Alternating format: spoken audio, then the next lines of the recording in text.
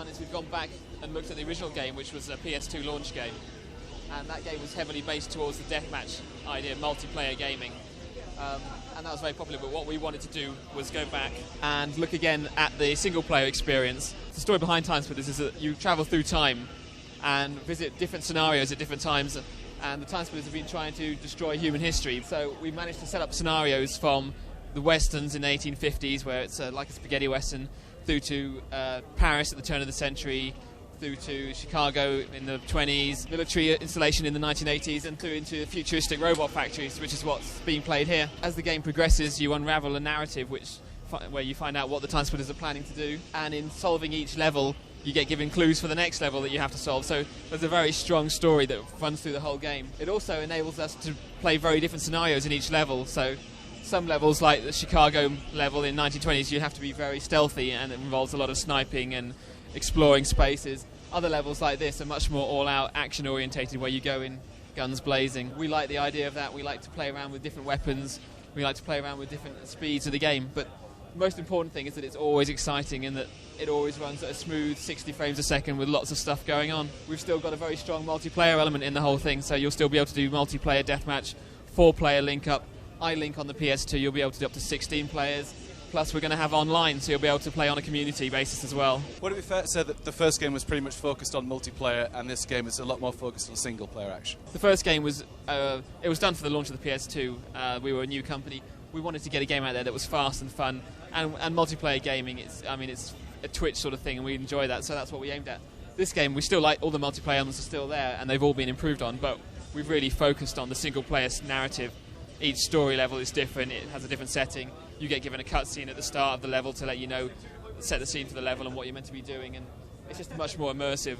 And certainly on the hard levels, it'll take a good experienced player a long time to discover everything and play through all the levels and work out the whole story behind the game. What kind of new graphical enhancements have you got in the game over the first one? Basically, the whole engine has been overhauled. In raw figures, probably 4 times as much in terms of backgrounds as what was being drawn in the first game. The characters are all 2 to 3 times more expensive. All of the props, everything in the backgrounds, all the characters, they all have dynamic lighting happening on them now. There's a lot more particle effects going on. The game has to run fast and it has to run smoothly. How do you envisage that the multiplayer angle is going to work once we get the online stuff going in Europe? Well, I mean, there's several different angles to multiplayer. I mean, first of all, we have the map makers back again, so you'll be able to make your own maps up. And this time around, you'll be able to set up single-player story levels. So you'll be able to build a map, put an objective at one end, put in defences, put in guards on patrols, set what the guards do. You'll be able to put in doors and keys and lock things and unlock things, and set the whole thing up, and then send that over to a friend and see if he can do it. Alternatively, there'll be cooperative, where 2 of you will play through a level, either iLink or online, and then there'll be multiplayer, of course, which we have, as in the first game, an enormous number of different options on that, so it's as flexible as it can be.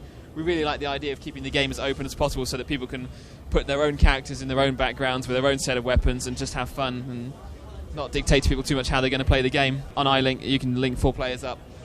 You can do that in cooperative or in deathmatch.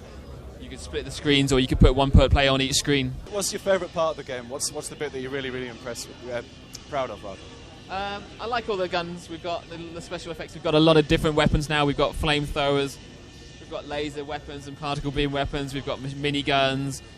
We've got a fire extinguisher. The brickwork back. There's just a lot of different variety, and they're all being balanced more carefully now, so that they have a different effect and they have limitations. You can overheat them, or they'll affect them. They'll affect their accuracy. They'll affect how fast they fire. So there's some really nice stuff going on with the weaponry. Just a lot of attention to detail. It's much more interactive than the first game. Everything, you have to watch everything because you never know when it's going to come